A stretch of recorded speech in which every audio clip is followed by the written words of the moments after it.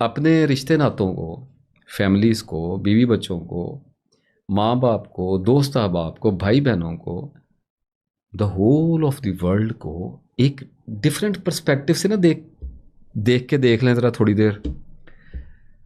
कभी एक आपने देखा होगा कॉर्पोरेट लोग जो होते हैं या हॉस्पिटल्स जो होते हैं वहाँ पे नर्सेज होते हैं, मेल नर्स भी होते हैं, फीमेल नर्सेज भी होती हैं।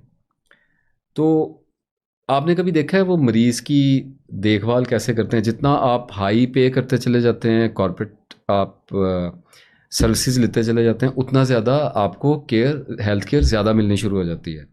फॉर एग्ज़ाम्पल, अगर किसी के वालिदैन में से कोई बीमार है और वो घर पे नर्स हायर कर लेते हैं जो सुबह से लेकर शाम तक वहीं पे रहे, तो वो उनकी ऐसी केयर करती है जैसे सकी औलाद करती है, बल्कि उससे कुछ ज़्यादा पैम्पर चेंज करना है। ये जिन लोगों को फालिज वगैरह हुआ है, कुछ लोगों को एक्सपीरियंस हुआ होगा, जिनके घरों में ये आजमाइशें हैं, अल्लाह उनकी मदद फरमाए, उनके मामलात को हल करे।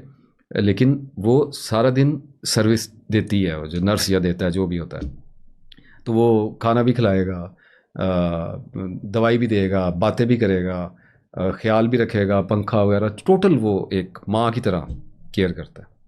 और फिर इस तरह आप देख लो कि जो फॉरेन कंट्रीज़ हैं या यहाँ भी कुछ हॉस्पिटल्स में होता है कि अगर बच्चा पैदा हुआ बीमार है तो नर्सिंग केयर में उसको अगर ले जाते हैं, तो नर्सिस जो होती हैं वो माँ की तरह ही उसका ध्यान करती हैं, उसके दूध का, फीड का ख्याल, उसका कपड़े, उसकी गर्मी, सब कुछ चेंज करना, उसके हेल्थ को मॉनिटर करना।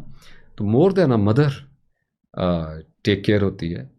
लेकिन जब उनकी ड्यूटी ख़त्म होती है, ड्यूटी ख़त्म होने से मुराद ये कि आपने फ़र्ज़ करें किसी आदमी ने साल एक नर्स रखी है अपने घर में, अपने किसी रिश्ते नाते के लिए, और पूरी उसने केयर की, बहुत ज़्यादा पैसे दिए और उसने पूरी दिलो जान से केयर की। तो जिस वक्त वो ड्यूटी ख़त्म होगी ना, जॉब एंड होगी, और वो उसको कहेगा कि जी अब आज के बाद से आपकी ज़िम्मेदारियों की ज़रूरत नहीं, आपका बहुत शुक्रिया, ये अपने पैसे रख लीजिए और अल्लाह हाफिज़। तो वो जब नर्स अपना बैग पैक करके वहाँ से हमेशा के लिए निकले ना, तो उसके दिल में कोई दबाव नहीं आएगा, because he is always ready. उसे पता है ये टेम्पररी है, ये एक अमानत की तरह मुझे एक जॉब दी है, मुझे इसके पैसे मिलते हैं, मैंने इसको टेक केयर करना है। और अगर ऑनेस्ट हो तो ज़्यादा लगन से और ज़्यादा जज्बे से और पूरी पॉसिबिलिटी के साथ, मैक्सिमम कैपेसिटी के साथ वो सर्व करता है।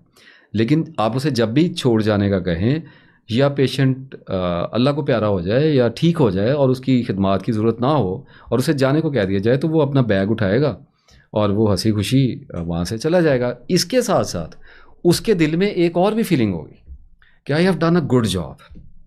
डिप्रेशन नहीं होगा, स्ट्रेस नहीं होगा, किसी के बिछड़ जाने का उसको दबाव नहीं होगा। हाँ, एक दो दिन इंसान होने के नाते, दो चार दिन थोड़ी बहुत कैफियत, नई एडजस्टमेंट्स, वो थोड़ा सा उसको आ सकता है। ये भी हो सकता है कि कुछ अटैचमेंट ज़्यादा हो गई हो तो थोड़ा याद है, लेकिन ओवरऑल उसको पता है कि ये मेरा कुछ लगता नहीं है, तो यानी वो एनलाइटेंड है।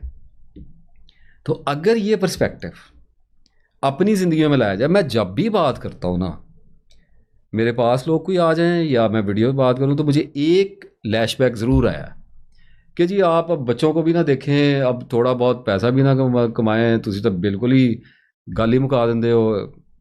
तो मैं कहता हूँ भाई नॉर्मलाइजेशन में बात करो। तो अगर हम ये परसेप्शन ले आए और हम ये समझ लें कि we we are acting like a nurse, like care giver, हम एक केयर टेकर के तौर पे हैं, और हमें ये लोग जो हैं, जो हमारे रिश्ते नाते हैं, ये हमें मिले हैं अमानत के तौर पे, हमारी ड्यूटीज़ हैं, और इन ड्यूटीज़ को हम अगर अच्छे तरीके से अदा करते हैं तो हमें इसके इवज़ रिस्क दिया जाता है और हमें पैसे भी दिए जाते हैं। रिस्क में सारा कुछ ही डाल रहा हूँ, इज़्ज़त भी दी जाती है और हमें एक शनाख्त बख्शी जाती है, राइट, रिश्ते के नाम दिए जाते हैं। और इसके साथ साथ एक फितरी अटैचमेंट है जो उन रिश्तों की बुनियाद पे अल्लाह ने हमारे दिल में डाली, वरना हम उस तरह सर्व कर नहीं सकते।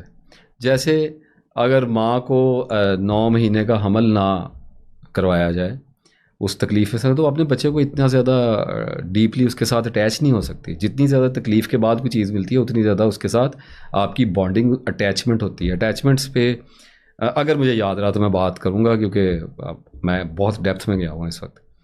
I will try my best कि मैं कर लूँ। तो हम उन अटैचमेंट्स को मिस यूज़ करने लग जाते हैं। हम उन अमानतों को उनके मालिक बन जाते हैं, हालांकि वो हमें सपोर्टिंग टूल्स के तौर पे दिए गए हैं। कुछ आजमाइशों के लिए दिए गए हैं और कुछ उनमें सपोर्टिंग एलिमेंट्स हैं। बीवी खाना देगी, कपड़े देगी और राहत देगी और एक घर चलाएगी, राइट। और उसके साथ साथ कुछ उसके टेंट्रम्स, कुछ साइकोलॉजिकल इफ़ेक्ट्स, कुछ इमोशनल दबाव और आजमाइश के तौर पे कुछ चीज़ें हमारे तक आएंगी जिनसे हमें निपटना है। लेकिन ओवरऑल हम एक दूसरे को फैसिलिटेट करने के लिए एक दूसरे की ज़िंदगी में आए हुए हैं और हमने मर जाना है। और फिर हमारे बच्चे हैं और माँ बाप हैं और हमारे दिल में उनके लिए मोहब्बत है, जो कि फितरी है, जानवरों में भी होती है। मेरा ख्याल है यहाँ तक हम लोग एग्री कर रहे हैं। अगर हम ये जो मोहब्बत अल्लाह ने हमारे दिल में डाली है, अगर हम इसको अवेयर होने के बाद, एक मखसूस वक्त तो ये बड़ी रहेगी अपनी हद से ज़्यादा, उसके बाद जैसे बच्चा शुरू शुरू में अपनी माँ के बगैर एक लम्हा भी नहीं गुजार रहा, तो उसके बाद अब्रॉड पढ़ने भी चले जाते हैं, फिर बीवियाँ आती हैं तो माँ बाप को छोड़ भी देते हैं, इतने अनलाइटेंड हो जाते हैं। तो जब अल्लाह अकल दे दे और हमें पता चल जाए, जैसे अभी इस वक्त बात हो रही है, तो एक बहुत डीप लेवल पे जाके हम एनालाइज कर रहे हैं चीज़ को, तो जब अल्लाह ऐसी अकल दे दे तो फिर परसेप्शन अगर एक केयर टेकर का आदमी कर ले कि ठीक है मेरे बच्चे हैं, मुझे उनसे मोहब्बत है, मेरे जीने की एक वजह है वो, लेकिन मैंने मर जाना है, तो वो मेरे जीने की सारी वजह नहीं है, एक वजह है। तो मुझे उनसे मोहब्बत है और मुझे उनको सर्व करना है, उनको सपोर्ट करना है, और मैं बाप हूँ और मुझे एक बाप की तरह हर वक्त उनके आगे खड़े होना है। और एक बाप बाप होता है, इस पर क्या हम कहें कि कैसा बाप, बाप बाप होता है, इट्स वेरी नेचुरल। लेकिन हम क्या करते हैं कि हम इतने ज़्यादा अटैच हो जाते हैं कि हम उन पर इतनी ज़्यादा इन्वेस्टमेंट शुरू कर देते हैं कि हम उनकी पूजा में चले जाते हैं, आइडल बन जाते हैं वो, हम उनके तवाफ़ करते हैं, सपने सजाते हैं आंखों में। और प्रॉब्लम आके ये पड़ती है कि हम उसकी वजह से जितनी ज़्यादा टाइम इन्वेस्टमेंट करेंगे उतनी ज़्यादा एहसास मलकियत भी पैदा होता है, अटैच हो जाता है, मेरा है, मेरा मेरा मेरा बच्चा, मेरा मकान। जो 20 साल ला के बनाया होएगा तो मेरा मकान ही कहना ना। तो मेरा मकान, मेरी गड्डी, मेरे बच्चे, ये हर चीज़ मेरी है।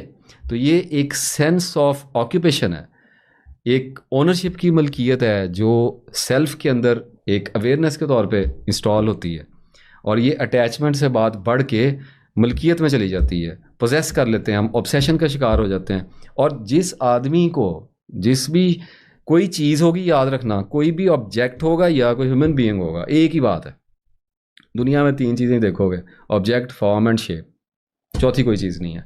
तो कुछ भी अगर है तो आप अगर उससे अटैच हो रहे हो, अगर उसके साथ उम्मीदें बांध रहे हो, थोड़ी बहुत होंगी। मैंने कहा नॉर्मलाइजेशन, अगर किसी बात को एक्सट्रीम में या परफेक्शन में ले गए, गई बात, तो कुछ उम्मीदें तो रहेंगी, लेकिन उन उम्मीदों के टूटने के लिए भी इंसान अंदर से तैयार होता है।